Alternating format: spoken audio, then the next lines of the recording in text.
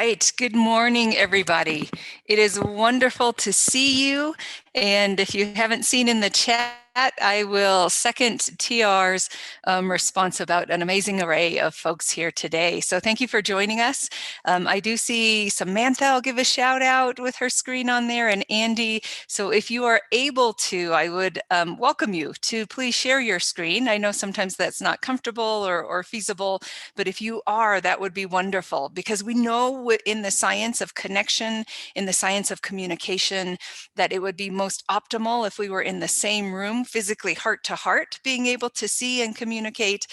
But the next best thing is to be able to see someone as you hear them. So oftentimes I will tell my cadets, don't just snap or don't just chat your mom, call, get on FaceTime, make sure you can see them. So if you're able to, it'd be wonderful to see you today. So we're going to jump right in, and I will start us with an introduction here, that we are here today with Mastering Habits.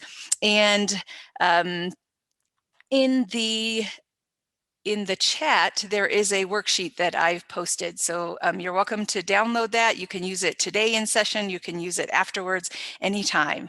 Great. It's great to see Harrison here. I see Captain Ruddick as well. Great to see you. Thank you. And Clara, welcome. Nice to see you. And then if you can see the faces, you'll see my wonderful co-host, TR Rosenberg, who is a master of habits himself. And so he and I welcome you to our session.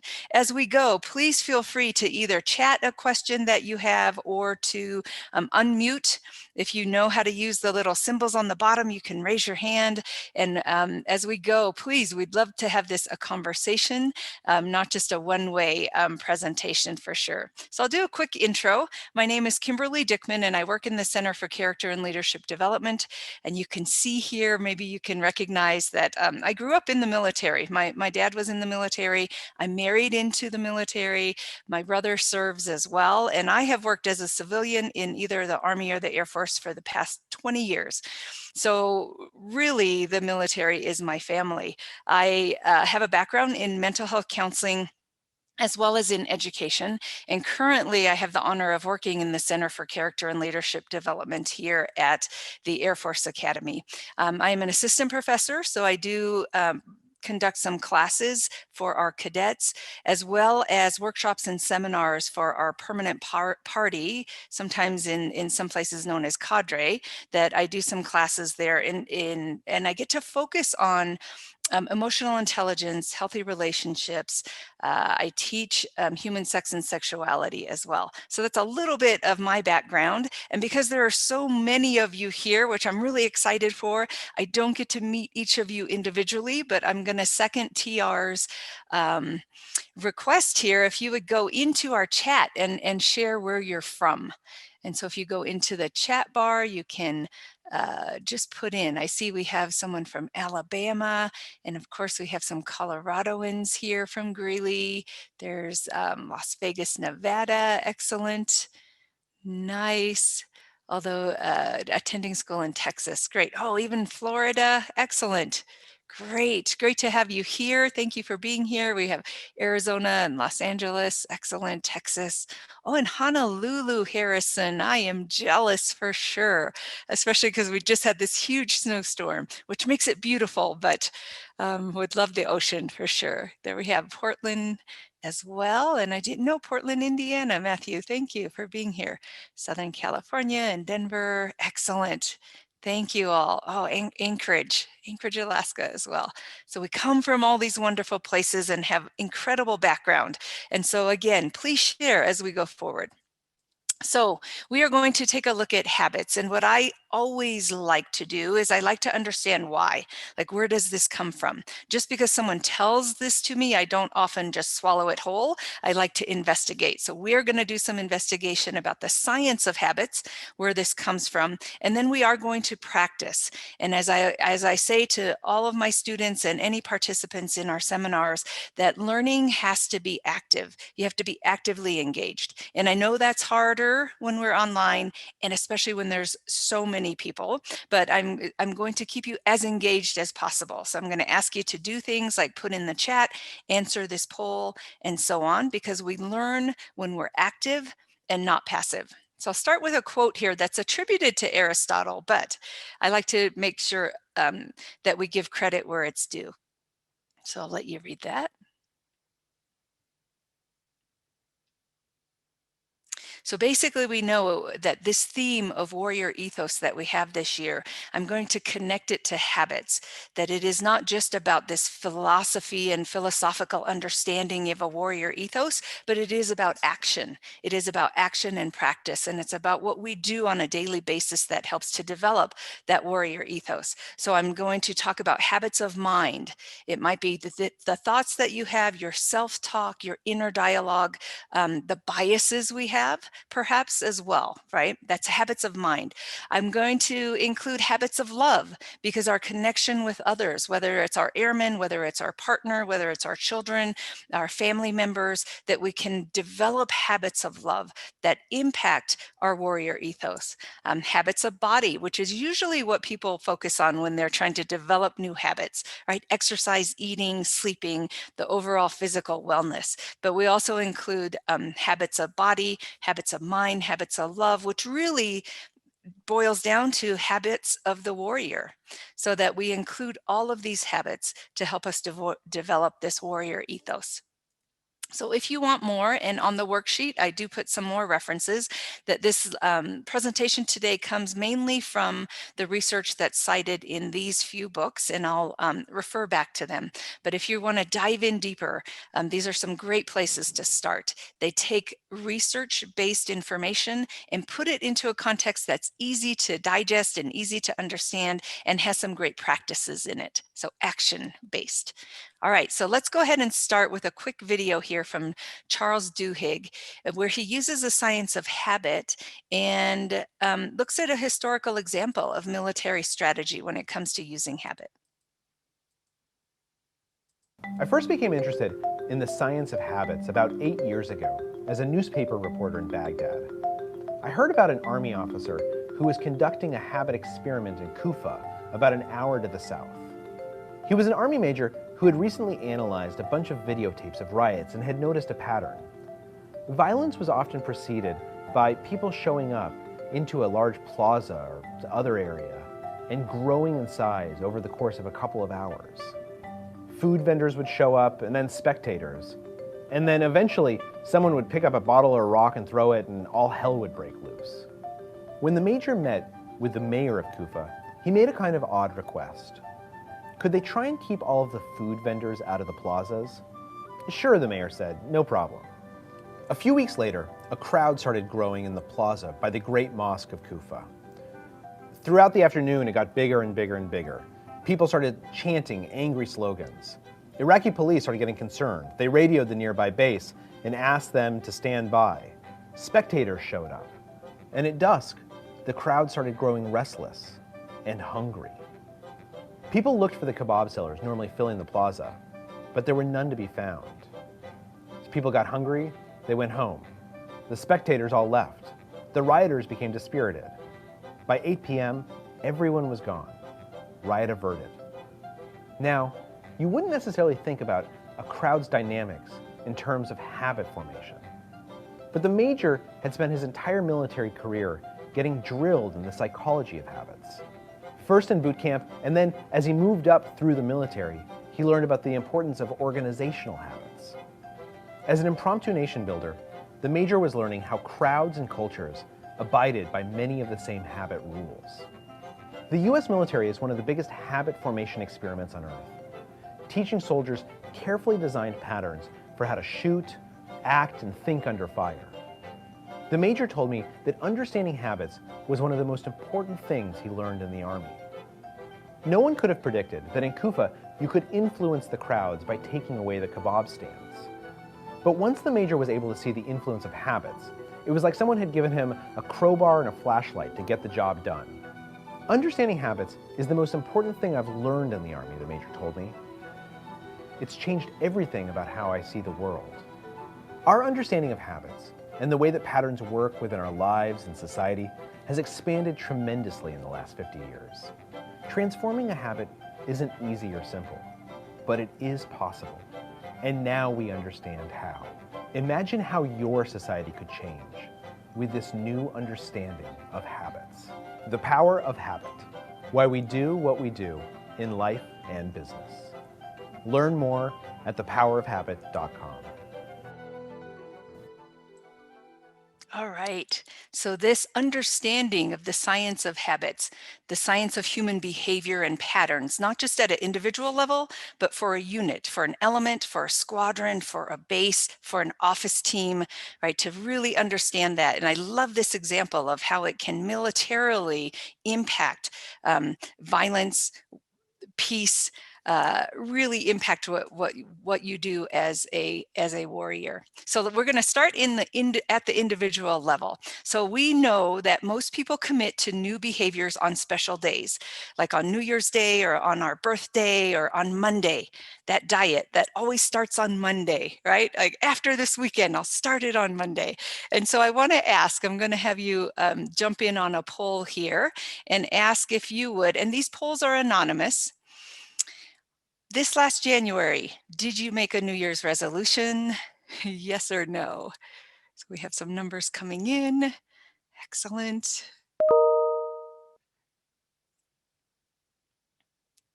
I'll give it a few more seconds. We're at about 60% of response rate right now. See if a few more want to respond.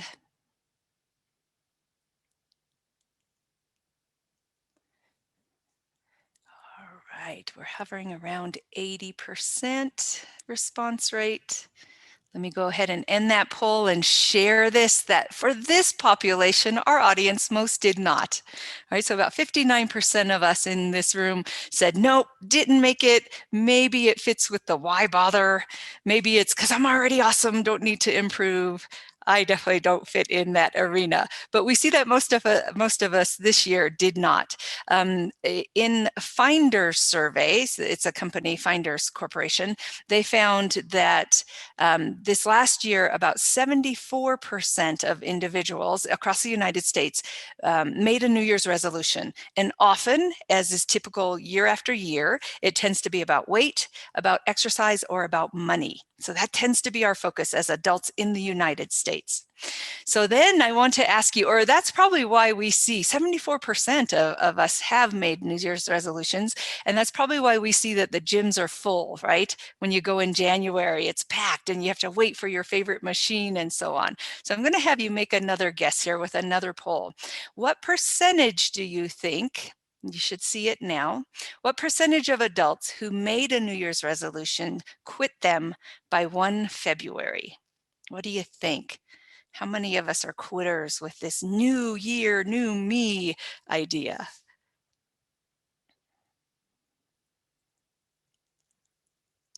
And I see here in chat, Charles is saying about 50%, and Charles did make, Crystal did make a New Year's resolution and says about 50% quit. Okay, let's go ahead. I'm going to end our poll and let me share that most of you think about 80% quit their New Year's resolution by 1 February, and you are correct. According to a CNN poll, that 80% of people who make a New Year's resolution by 1 February quit. They give up, right? And that is why you can go to the gym now in February and maybe not have to wait as long. And I say that's unfortunate that people have quit, but that tends to happen. And what typically happens is we think, man, if we quit, that we're weak. I don't have willpower. I'm just not motivated enough, right? I did this last year and I did it again. And that's why I'm having the same New Year's resolutions and just not meeting it with success. And what I'd like to highlight, and in the worksheet, I did put a little blurb in there that we don't necessarily want to be so hard on ourselves, because it is not necessarily about willpower or about being motivated, that it is more about the systems that we make. Right, so it's the systems. So willpower is like any other muscle. It gets tired over time. And so that's why a lot of people, when they have a new habit they want to develop, feel really committed and strong in the morning, But then by evening, after a full day's work, after putting kids through bedtime routine and homework and so on, that by evening is when we maybe snack, that we're less likely to exercise, that we just get on the phone for hours and just kind of dig into the hole of surfing on the web, right? So willpower is a muscle, and like any muscle, it can become weaker as we use it. Now, we can build it, absolutely, but if we just depend on willpower, a lot of times it is difficult to develop a habit or develop a new habit. So we're going to look more at a systems, behavioral system versus a willpower. But first, let's define habit. I'll let you read. So habits allow us to save energy, right? It allows something to become automatic that we don't have to spend a lot of mental energy, physical energy, and so on. So here's an example that um, we know that Steve Jobs was very famous for wearing the same outfit every day. And for some people, it's like, oh, that's kind of weird. Hopefully it's washed, right? But for him, it was a matter of, I don't have to waste my energy and time on determining what to wear, right? For some of us, and especially some who transition out of the military, it takes a while to pick an outfit in the morning, right? And maybe you give me some jazz hands out there if you've had this pile of clothes in the morning because you just change into 5 or 6 different outfits. I see some laughing there from Charles, so maybe some recognition, right? And so Jobs and others like Zuckerberg as well with his hoodie. It's like, I'm not going to spend time and energy on this. I'm going to make it automatic. Another example that you might be familiar with, either yourself or if you have children, is the first time you're learning to tie a shoe. How much energy that takes, right? You make the bunny ears go around, put it in the hole and pull. That even with our daughters, and we've raised 3, there were tears, there were shoes flying across the room, right? That it takes a lot of energy to physically do that, to mentally do that. But imagine now, today, if you put on shoes, if you tied tennis shoes, put on your boots, you probably didn't even have to think about it. So habits help us in terms of saving time, in terms of saving energy, in terms of just saving that willpower for other things that might need it. All right, so the definition of habit, we'll keep that in mind. And then, as I alluded to, that often we are not unsuccessful, not because of that lack of motivation, but because perhaps the system that we put together to develop habits isn't the most effective. So we'll look at James Clear's idea here from research about the difference between goals and systems. So a goal is the end process, right? It is where I want to be eventually. And goals are really important. It gives us a kind of, oh, here's the ultimate place I want to be. But a goal doesn't give us a roadmap on how to get there, right? So if I want to do the Pikes Peak ascent this August. It's a half marathon up and a half marathon down. That is a great goal, but it does not tell my body the process or system to get there, right? The system is the smaller details of how to get there. So a goal is either I get there or not. I fail or I succeed, but it doesn't tell me the steps to get there. It doesn't tell me the habits. So a system is more of, okay, if I want to do the Pikes Peak ascent, then the habit or the system would be my daily runs, right? My daily workouts are the way that I get there. If I want to, let's say I'm on a basketball team, if we want to win the championship, that's a great goal, but it doesn't give us the steps to get there. That as a team, the steps or the system is our daily workout. Like, what are we doing daily that slowly and eventually may help us get there? And a great thing about systems is that we can adjust it as we go.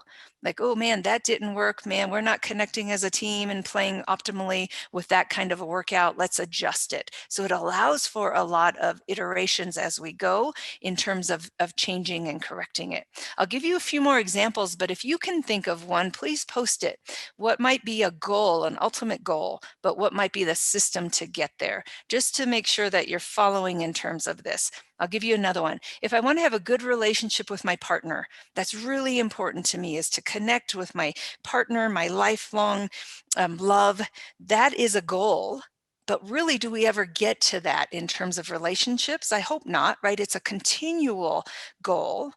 But the system would be the daily appreciation that I have for him, or the daily show of love by kissing them goodbye when I leave in the morning, right? That's the system to get there. Okay, so I have one here. The goal is to maintain A's in a class. That's an excellent one, Samantha. The system is, how do you study daily?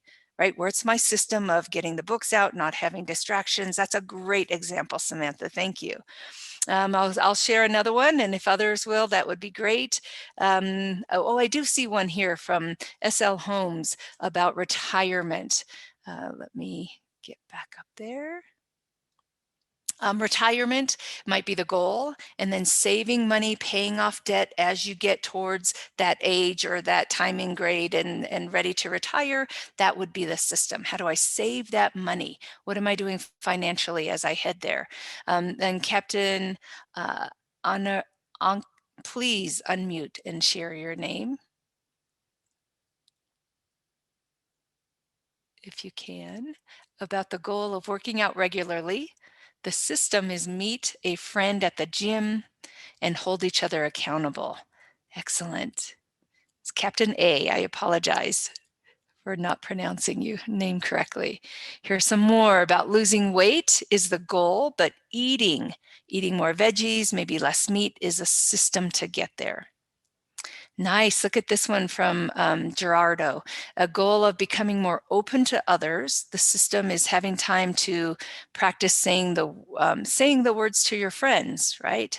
Like, I really want to spend time. The system is spending time of practicing perhaps the appreciation, being vulnerable, having those conversations on a daily basis, etc. Yeah. Goal is to pass all of the classes. And so if that's the goal, a system would be, again, study habits. Okay, excellent. I see that you're getting it. I won't read all of them, but you can see here some goals, right? So if the goal is to write a book, that's my ultimate goal, a system would be writing 100 words a day. Maybe that becomes 1,000 words a day, right? If my goal is to live with integrity, we hold this as a warrior ethos, we hold this as a core value across the Air Force, to live with integrity, then my system is I show up on time to meetings. I do what I say I'm going to do. I keep my promises and commitments. I lift others. Right? That's the system to get us to that goal. Excellent. With all these that are posted, I'm so excited. Please, if you can, multitask to take a look at some of those. I'll read this last one here from Lieutenant Colonel Alman Shah, that to become an elected official could be a goal. That's an awesome goal in the system. Put on an excellent campaign, raise enough money, and so on. Absolutely. And I'll even go further back with that to live a life of character and virtue and values, right? Because we see in our public system that will come up, and in some cases come up in bad ways. But if there's a good system in place for who you are as a person and a leader, absolutely can impact that goal. Excellent. Okay, so another theory here that I really love and I've put into practice and found works for me. All of these have to be put into practice to see if they work. Just because science says something works doesn't mean it works for everyone. So again, from James Clear, this is the idea that our habits are not just the behaviors that we have, it is also the beliefs and the identity that we have. And so this is an belief-centered behavior change idea. So what he says is that if we change our beliefs, then we actually start to gather data or gather behaviors and develop habits that support that belief and support that identity. So let me give you some examples. That if I say, oh man, I don't remember names, like, ma'am, good to see you. I'm sorry I forgot your name. I just don't remember names. That if we hold that as a center belief of ourselves, I don't remember names. Oh, I can't remember names. Then guess what? The next person you're going to meet, you are not going to remember their name, because we gather data, right? We collect information of behaviors that support that belief and that identity.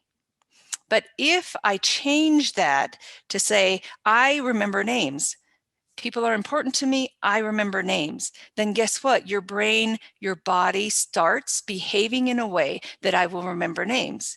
So I see Clara here, and when I meet Clara, I say, Clara, nice to meet you. Clara, can you tell me what you do? Oh, Clara, I hope we get to speak again. My brain starts connecting, making some neural connections of behaviors that support that identity. I'll give you another one, and this one I did test out. So in our house, I have not been the cook. My partner is an amazing cook, right? And so my identity became, my belief was, I'm not a good cook. And I supported that with with the burning things, right? I'm like, turn it on high as possible so it can be done quick. I supported that identity by not taking the time. Our daughters would say, you have the recipe up, but you're not even looking at it. I'm like, who needs a recipe? Let me just throw this together, right? And it became really known that at the table, our daughters would ask, who's cooking tonight? And their excitement would be measured by if the answer was dad or mom, right? So that became my identity, my belief, and I then created habits around that. So I read this, I heard this, I thought, let me try it. So then I changed to say, okay, I am a good cook. I bought a great apron. I am a good cook. And my behavior started to change where I didn't turn it on high. I took the time when it said to simmer versus boil, right? So my behaviors changed, that it changed to match my identity, to match the belief that I would be a good cook, right? So belief, I'm a good cook. Behaviors and habits start to change. And guess what? Others started to see that. So we sat down at dinner one day and our daughters were like, wow, this is really good, Dad. Thank you. And I was like, thank you. That was my dinner, right? And so others started to see me and I started to see myself. I collected data that supported that belief. Now, one word of caution here, we can't be delusional, right? You cannot be delusional. I can't say I'm going to be an MBA star, there I'm coming, right? Gender, age, so on is not going to support that. But if it is realistic that we can then start changing behavior, gathering data to support that belief and change our identity. Okay, we have another one on here. Manu Pardo, if I'm pronouncing that correctly, says if the goal is having my tasks completely organized, balanced, considering all aspects of life. Okay, so that's a good goal. And we're going to talk about how do we break that down into tiny habits to reach that goal. Let's take a look. Okay, so there are 3 basic ways to change habits. The first is to have a life-changing event, which we don't control, right? Like we don't. But oftentimes when a life-changing event occurs, people realize and recognize, or they are forced to change behavior.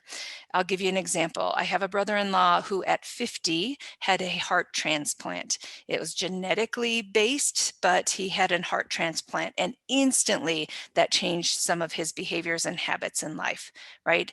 But we don't control that. But when that happens, it's an opportunity to change habits. Number 2 is to change our environment. So sometimes we don't get to do that, especially those in uniform who are stationed in a specific place, or you're at the academy, or you're in ROTC. You can't just say, nope, I'm going to take off. You might, but most of us can't do that. And so we may not be able to change the greater environment, but we do have control over smaller aspects of our environment. So for example, there's a famous historical example from Vietnam. So in Vietnam, the United States realized that there was a heroin problem with soldiers who were in Vietnam using drugs and specifically heroin. And when the researchers went out there, they looked at some behavioral interventions that really didn't do a whole lot. But when these soldiers came back home, most of them instantly stopped the behavior, the habit, even the addiction.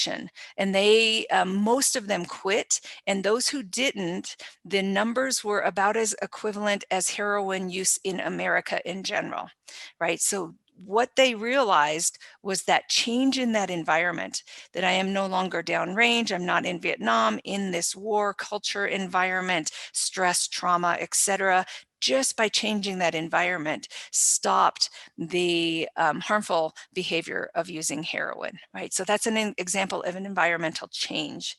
But on a scale maybe for us, is that if I don't want to eat sugar anymore, then I don't bring sugar in the house.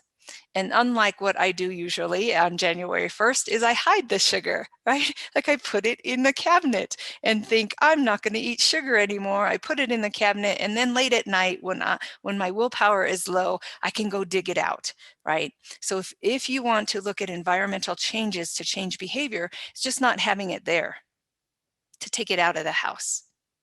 Another example is if you want to eat more fruits. A lot of people put their fruits in the bottom drawer in the refrigerator, but from research, if you put it on the counter, you are more likely to eat fruit. It's there, it's accessible, it's easier to reach. You don't have to think about it. You don't have to put a lot of energy in it. It's changing that environment.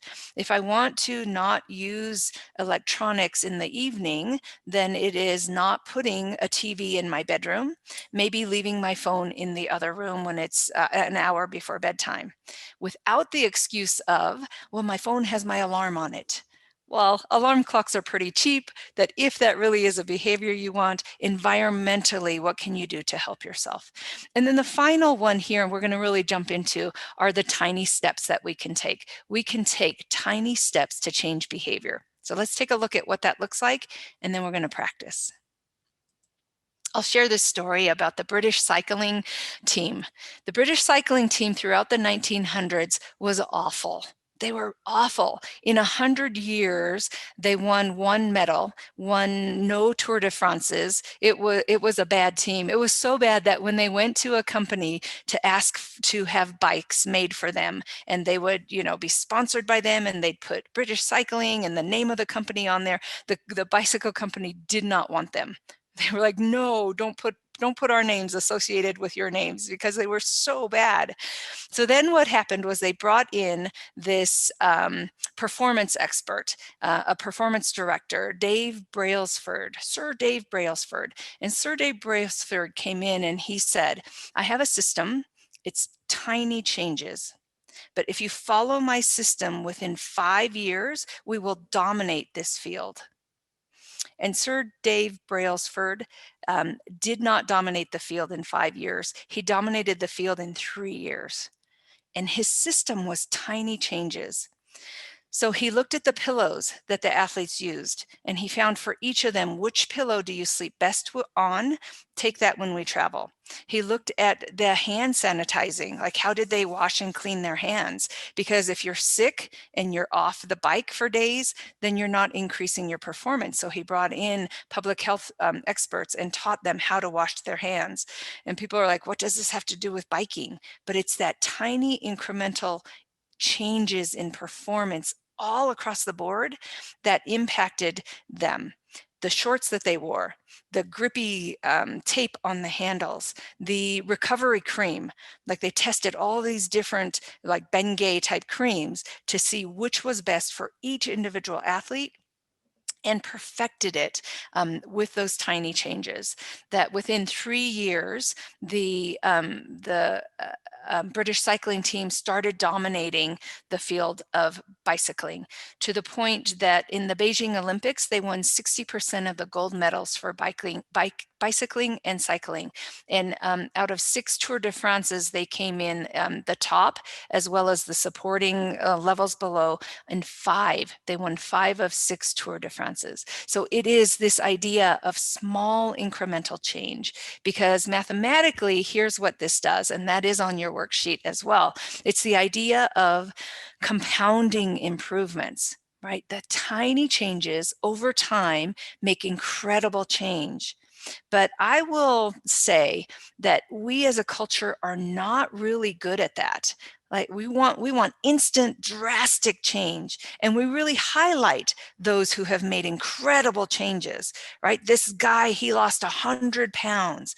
Man, that's the story, right? Not the he ate a chicken salad for lunch every day. That's not the story. But to get to the 100 pounds, it's the small changes that get us there. Right, so that 1% every day, 1% increase in upper body strength over a year is almost a 38% increase in body strength, which is huge. But we're oftentimes, and I guess I'll speak for myself, not very patient with that. That's not the drastic, bring out the champagne, we made this great change. That's not what we get or what we have to work through.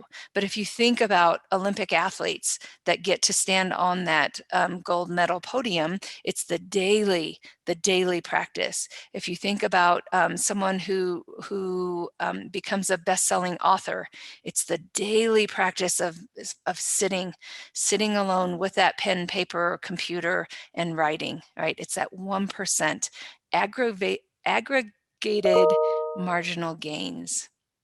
Okay. So oftentimes we're going to jump into these tiny habits. People will say, how long does it take, Kimberly?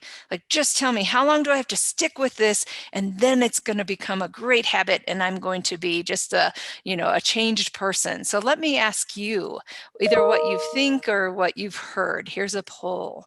How long does it take to make a new habit?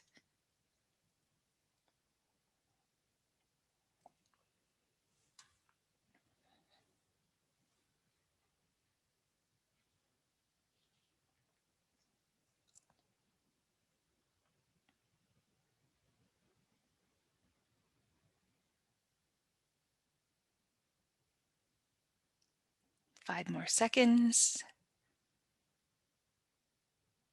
Okay, here we go. And this is what we typically see, is that we have heard 21 days. Stick with something for 21 days and it will become a habit. So I want you to think about New Year's resolution. I'm going to work out every day. So I go to the gym for 21 days, but how come the majority, 80%, drop that habit by 1 February? Because that's not true. And yet it is well known, right? That is typically what people say. Even this morning, I listened to a podcast and she said, do it 5 times a day for 21 days and it will be a habit.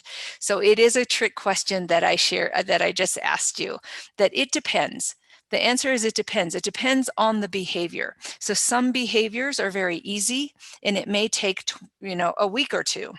If I want to drink water with my lunch every day, that may only take a couple of weeks to get in the habit of putting a water glass on the table for lunch. But if I want to become a runner, that's going to take a lot longer than 21 days in terms of making it a habit. That really is about 7, 8, 9 months to make that a habit in terms of my identity, my behaviors, my beliefs, and my practice, right? So it depends on the habit. Some take longer, some might take shorter. But really, that's kind of the wrong question to ask.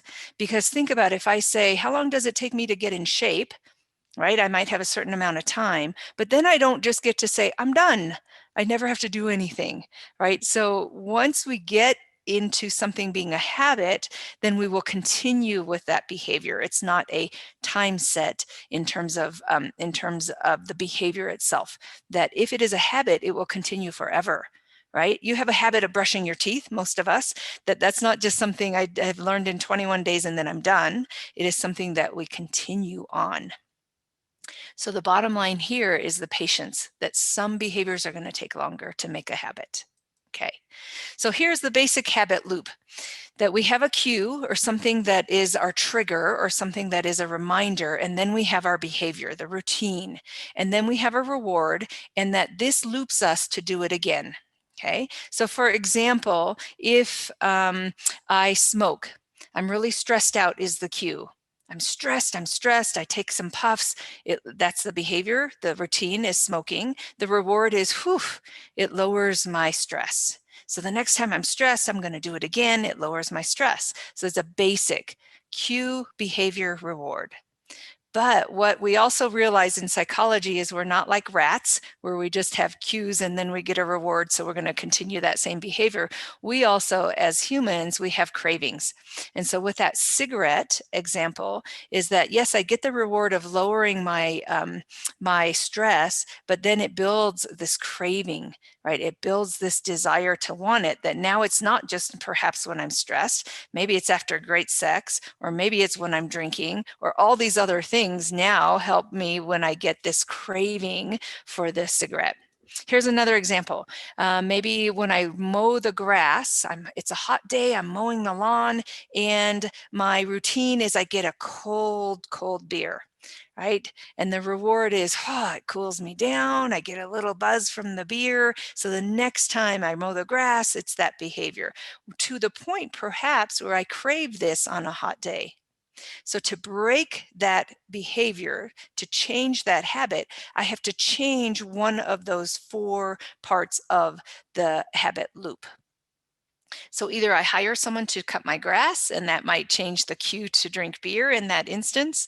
Maybe I, instead of having a beer, the behavior is I get a lemonade, and that might soothe the craving for something cool and refreshing. Maybe the reward is instead of having the beer, I get to play soccer with my kid on that newly cut grass, or my sweetheart comes out with a lemonade and gives me a kiss, and that's my reward. So it is about operationalizing in these 4 areas a way to change behavior, and we can. And as said in the video, it may not be easy with everything, but it is something that we can do. So let's take a look at how we do this. And this is from BJ Fogg's work. And this is about tiny habits. That's his book, and it is a process. So let's walk through this process. The very first step in starting a behavior. So we're going to focus on starting because our time is so short.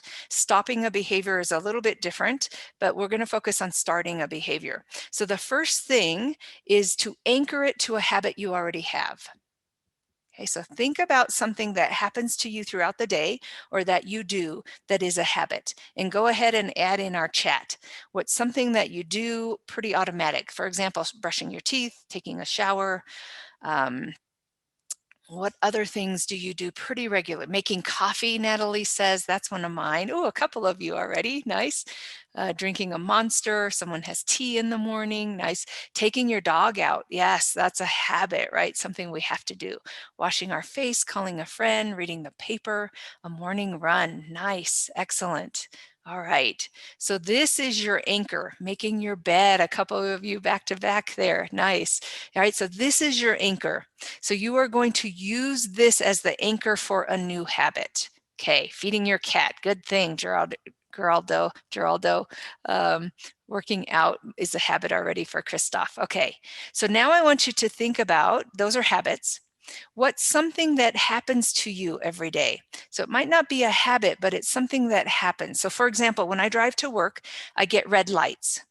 I'm a red light magnet. I don't know why, but I get red lights on the way to work, right? That happens to me.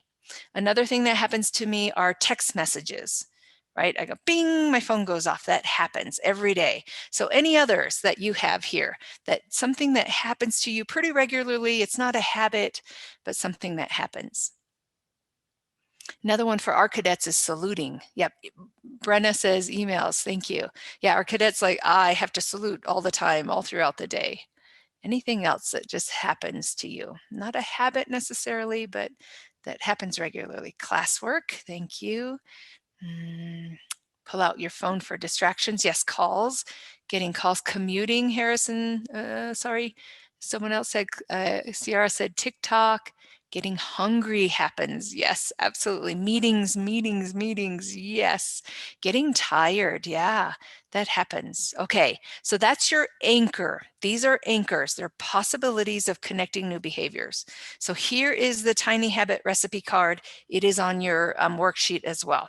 So we just talked about anchors. So what you do is say, after I, and you pick a habit, after I brush my teeth, then you're going to put the new behavior or the habit that you want. After I brush my teeth, I will do 3 deep breaths. Okay, that's the behavior, because I want to practice meditation. I want to really focus on being mindful. So I'm going to break that down into a tiny behavior, which is 3 deep breaths. Okay, those are the first 2 steps. We'll look at celebrate in a minute. Here's the key. That behavior, your new behavior, has to be really tiny. So if I want to ultimately run a marathon, my behavior cannot be to start. It cannot be I'm going to run 5 miles. If I'm not a runner, it can't be 5 miles. It's I'm going to run 1 block. Because what we want to do is we want to develop this new standard habit of doing something. Then we can expand it. So if I write for 2 minutes, if I want to be an author, I can expand it to 30 minutes or an hour later. But what I want to make key is that the actual start of that behavior becomes automatic. Okay, so don't go big. Right? Go big or go home. No, we got to go small to start, to anchor it, to become a habit. Then we expand it. Okay, we want to ritualize the beginning of that behavior. Then we expand it into a larger behavior. Okay, so let's look at some examples here. So I'll give you some that I do. When I make my coffee, some of you said that's a habit that you have. When I make my coffee, I practice some mindful breathing. So that is something that I am really interested in practicing and developing. So I stand there, our window looks out at the mountains, I smell the coffee, and I just take my breaths while that cup is brewing. I don't even have to turn on a timer. I just smell the coffee and I do some mindful breathing exercises while I wait for the coffee, right? So after I start my coffee, I do some mindful breathings. Here's another one I do. It's strange, I know, but has been effective for me. After I flush the toilet, because I do that several times a day. I know some of you are like, this is getting personal, but I do that several times a day. I do 2 push-ups, right? So this was last year, 2 push-ups. Wash my hands, go about my day. And depending on how much I drink, that could be like many, many push-ups throughout the day, right? Because before last January, I didn't do any, but I always said, I want to build my upper body strength. That's my goal, my New Year's resolution. I'm going to get stronger. And yet I had no system to get there. So that by February, I was up to 5 push-ups after each flush. And you can imagine, again, if I drink a lot, that's a lot of push-ups throughout the day. Whereas now 10 push-ups is nothing for me. Whereas last January, 2 was really a struggle, which really shows you why that was a goal of mine, right? 10 push-ups, like 5, 10 times a day, I got it by using these micro, mini practices, tiny behaviors. Okay, so that's an example. So if you can think of any, I love that, Harrison, thank you. Yes, it's growing, it's getting stronger, thank you. So think about, after think about a habit that you have, what's a new behavior that you want, but make it tiny. So here's another example that I don't do, but I thought of yesterday. After I turn on the shower and get naked, I will do 5 squats. Right? Naked squats. Let's make it a thing across our nation. Naked squats, right? So 5 squats after I turn on the warm shower. So any others that you can think of, please post here. Thoughts about what else you can do to make it anchored to a habit? Great. I eat overnight oats in the morning, then I take my vitamins. Nice, Lina, thank you. So when I eat my oats, I take my vitamins because oats is a habit, right? It sounds like there's also a habit with that the night before, that she sets up her oats for the next morning. Nice. Every hour I get up from my desk, I walk around the office. Excellent. So another thing that happens to us is time. Right? So the clock goes to the top of the hour and they're going to get up and walk around the office. I do a setup on when I set up on the edge of my bed, I lost that one. There we go. Nice. So Anthony's saying that even before he puts his feet on the ground, right, that when he wakes up, he's going to do setups. And then he gets going in his day. Yeah, waking up is a good one. When I wake up, I do 5 gratitudes. When I wake up, I do my daily prayer. When I wake up, What can you connect with that? Excellent. Okay, 1 minute of planks, Taylor says, while he's waiting for Outlook to load. Excellent. We have CACs, put my CAC in. While I'm waiting for that to start, I'm going to do this tiny behavior. Excellent. Here's some more. When I shower, I charge my watch. Nice. So I'm going to remember, because how many of us, me, forget and my phone dies because I don't do that. Grace says, when I brush my teeth, I'll listen to an audible. Nice. A habit of mind, right? Expanding something that we know or learn. Nice.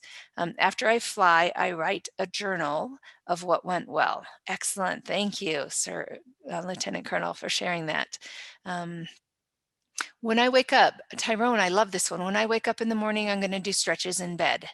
Okay, and these might be things you're already doing, but now you see that habit. I do this anyways, let me anchor it. And after doing it for enough time, maybe weeks, maybe months, depending on the behavior, then you expand it to make it bigger. I run 1 block every morning, then man, that's nothing. Let me go 2. Let me go 5. Now I have 5 miles. Now I have 10 miles. It's by slow changes, slow increments. Okay. After I eat lunch, I'll do a mindful minute. Excellent. Like sit, let it digest. How many of us just eat in front of that computer, don't even taste what we're eating? But imagine giving yourself nutrition and then being able to absorb it and focus, being mindful. Excellent. When I wake up early, exhale sharply to get the blood flowing. Nice, you got it. You have it, right? When I eat breakfast, listen to the news. Excellent. There you go. That's the basics of the tiny habits. But here is a key that is really, really important, and you see it here. It's the celebrate. That we don't do well when we criticize ourselves. Think about that teacher who was just mean and grumpy. You don't want to go there and learn, right? That when we put ourselves down, we don't want to do that behavior again. That learning is state dependent. That when we are happy, when we're excited, then we will do it again. And so the other piece of this, the third piece, is to celebrate. And this is critical because I told you about my push-up things with the toilet, that after a few months, I was not progressing at all and actually didn't even do it every time I flushed. So I told my partner about it and he's like, well, why aren't you I told my partner I was going to do it. And then he held me accountable to say, Kimberly, you just came out of there and no push-ups. What's going on? And I reflected back and I realized it's because I didn't do a celebration. Right? When people say, I want to lose 30 pounds and next summer I'm going to go to Jamaica, if I do that, that's too far away from us to reinforce that behavior. So when we do our new behavior, we've got to celebrate. And what that means, and I'll make this a bit bigger here, are tiny celebrations. Something right then that kicks up your dopamine that makes you want to do it again. Right? Dopamine is that thing that makes us pull the slots on slot machines. It's that thing that when we eat chocolate, it's like dopamine, bing, and we want to do it again. So do it with your new behavior. Give yourself a high five, do a jig, right? I love jazz hands. I do oh yeah, I got this. And that's a tiny bit of dopamine, but it impacts our behavior. So let's do this craze of turning on the shower, 5 naked squats and doing the jig naked, right? Like anything to get that dopamine moving. So look at this list after today and think about how are you going to celebrate those tiny celebrations. It hacks our brain in terms of wanting to do it again. It works. It sounds so cheesy, so corny, but it absolutely works. So here we have some examples that when I get dressed, I will then do 2 deep breaths and I will do a touchdown pose. Wah, right? Give you that dopamine. When I eat a meal, then I will do some gratitude reminders of what I'm grateful for, and I will do, they'll raise the roof, right? Just like, man, I'm so grateful this happened today, right? To reinforce that behavior. Okay. And here's the next thing we know is when we make it public, we're more likely to do it. Repeated research, just because we have a desire doesn't mean we do it, but when we make it public, hey friend, this is what I'm doing, then we are more likely to stick with it, because we don't want to look like we fail. We want to look good in other people's eyes. We want to support each other. My partner can say, wow, Kimberly, I see that those 10 push-ups looked really easy. Good job. Or, Kimberly, no push-ups? I heard the toilet. What's going on? Right? Someone to hold us accountable. So that implementation intention. So I'm going to invite you now, if you want, to make a intention here publicly with us. Although we may not hold you accountable because we may not see you, but to share with us in chat if you have one that you already know of that you want to do. And don't forget the celebration. Don't forget the celebration. So please share here. We have a few minutes if anyone's willing to share.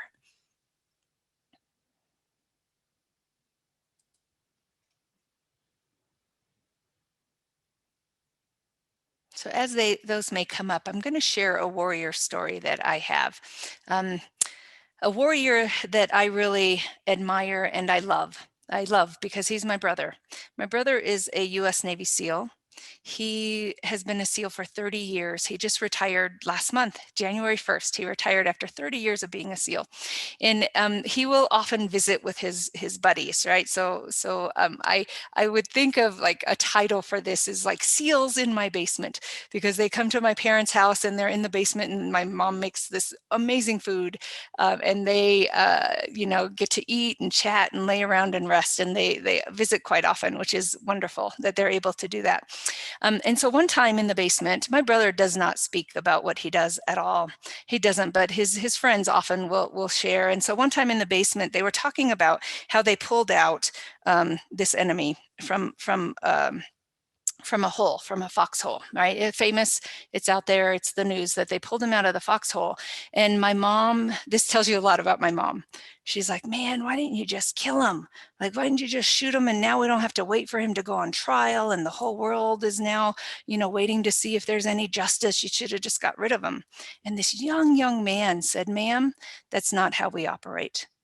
That's not what we do, right? So this idea that even if people weren't looking, which I'm sure they were, but even if they weren't, it is that we do the right thing because that is how we're trained. That is our habit. That's our habit. The habit of a warrior doesn't change when a situation changes. Right? So each time that you do those 10 push-ups, each time that you check in on an airman who is having a hard time, the habit of caring for others, each time you call someone by their name because they are important enough to have a name and that you remember their name, that's a habit. It's a habit of behavior, of mind, of being that leader. It's the habit of who we are. Right? And so this daily practice, this daily habit is how we become and develop this warrior ethos. Nice. All right, so here, I'll take a look as we end with our last few minutes and ask if you have any questions to please unmute, post them. I'll take a look at some of the chat here.